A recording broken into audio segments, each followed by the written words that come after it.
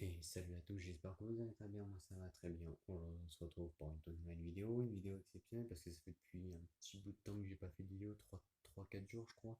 Bref, ça fait plus de 3 4 jours que j'ai pas fait de vidéo et donc quasiment j'ai pas pu sortir. Voilà. Bref, à peu près le temps et tout, euh, on peut pas sortir de vidéo pour l'instant. Puis en plus, comme je vous l'ai dit, moi je voudrais vous faire de l'astrophoto, mais le problème c'est que le temps il veut pas.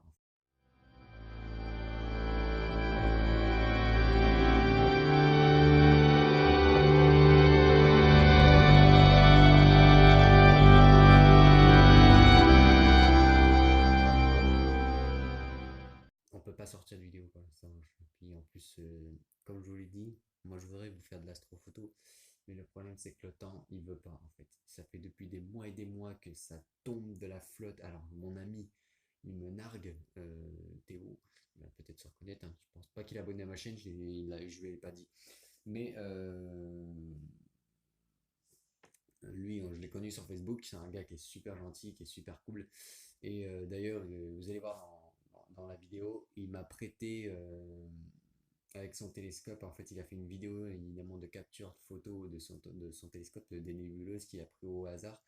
Vous verrez bien, hein, elles tourneront en libre. Voilà, elles tourneront sur plusieurs images. Ce ne sera pas qu'une image, hein, ce sera plusieurs images qui tourneront. Et je vous expliquerai évidemment qu'est-ce que c'est qu'une nébuleuse pour certains qui sont nouveaux et qui ne connaissent pas ça sur la chaîne.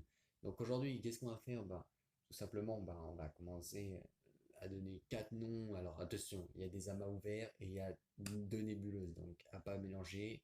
Euh, voilà, heureusement qu'il n'y a pas d'amas fermé parce que autrement j'aurais dit des conneries qui n'auraient rien à voir dans le sujet. Alors, on va parler de M41, un amas ouvert. Donc, tout simplement, M41 est très joli à voir, hein. M41, c'est un amas ouvert qui a plusieurs étoiles ensemble regroupées. Donc, elle se trouve dans la galaxie Haute, bah, c'est notre galaxie, hein, c'est la Voie lactée.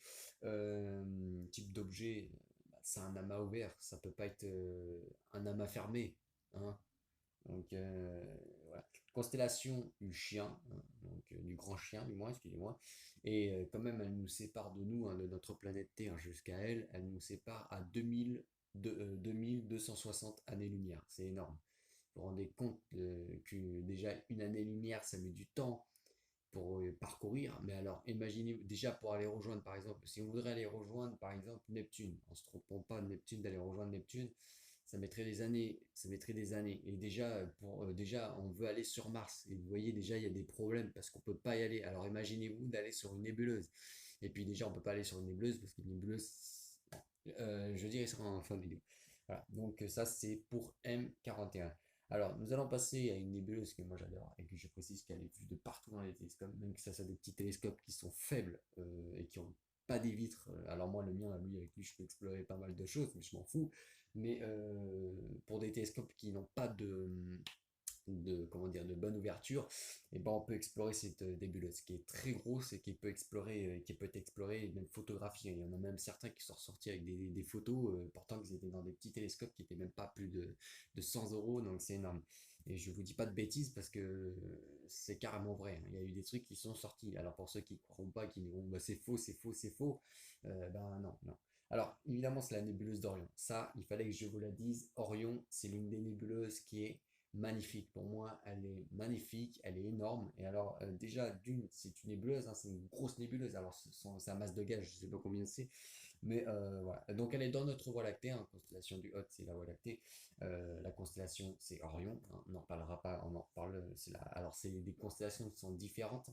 C'est type d'objet, c'est une nébuleuse, hein, ça peut pas changer, ça peut pas être une galaxie, hein, parce que bon, moi j'ai eu un ami, il me dit ouais, mais une nébuleuse c'est considéré comme une galaxie. Non, non, c'est pas considéré comme une galaxie. Une galaxie c'est autre chose. Une galaxie c'est un regroupement, voilà, comme la nôtre par exemple, il y a des planètes, peut-être voilà, donc on sait pas. Et elle nous sépare évidemment de 1334 années-lumière. Donc c'est loin de chez nous encore. On n'est pas à la porte d'à côté. Il faut bien se dire que c'est pas à côté de chez nous. Bref, nous allons passer à une autre. Voilà, donc d'ailleurs je dis d'observer. Alors, ah oui, alors évidemment je vais vous expliquer qu'est-ce que c'est que le masque de gaz. Alors, une nébuleuse, tout simplement, c'est un gaz d'une étoile, par exemple, une étoile qui va mourir. Et cela va créer une naine blanche. Cette naine blanche, ça va lui éliminer du gaz. Et donc, si je me trompe pas, c'est ça, hein. Normalement, si je me trompe pas, c'est ça. C'est ça.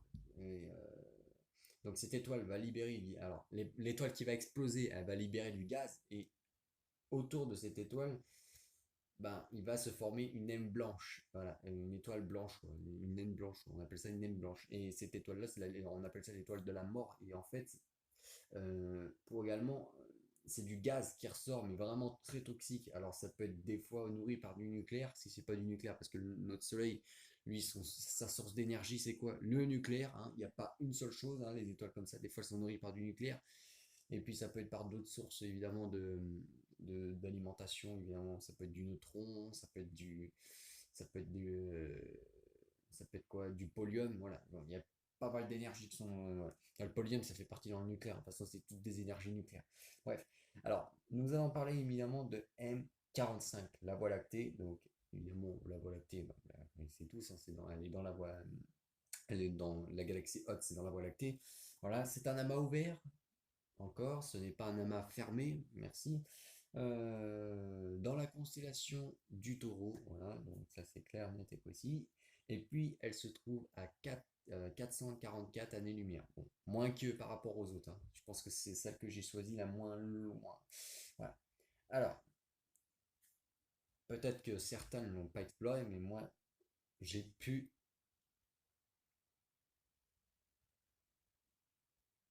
l'explorer.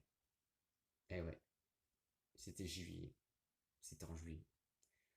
En juillet. Pour ceux qui connaissent pas cette fameuse nébuleuse, bah, je vous donne l'occasion d'aller l'explorer. Moi, je peux vous le dire, quand je l'ai vu, avec l'autre là-bas, quand je l'ai vu, j'étais j'étais épaté. Épaté. Parce que c'est des faibles lunettes, je peux pas bien préciser, c'est des faibles lunettes. Voilà, c'est des faibles lunettes. Donc là, je vous montre. Ah oui, si je vous montre celle-là, la rapprocher. Voilà. Ce sont des faibles lunettes. Alors, ça, c'est puissant. Mais qu'est-ce qui est là-bas, c'est pas puissant. Et je l'ai vu. Sans me mentir, je l'ai vu. Et pourtant, je pense que c'est l'une des nébuleuses la plus elle est moins lumineuse. Donc, je sais pas quoi vous dire. Je sais pas quoi vous dire. Bref, on va parler de M8. Voilà. M8, hein, la Voie lactée. Elle est donc dans. Alors, M8, c'est n'importe quoi, Voie lactée. Elle est dans la galaxie haute, c'est la Voie lactée. C'est la galaxie haute, c'est-à-dire que c'est dans notre galaxie, c'est pas dans une autre. D'accord? Euh, Nébuleuse, si tu type c'est une nébuleuse, hein, ça change pas, ça va pas être une galaxie.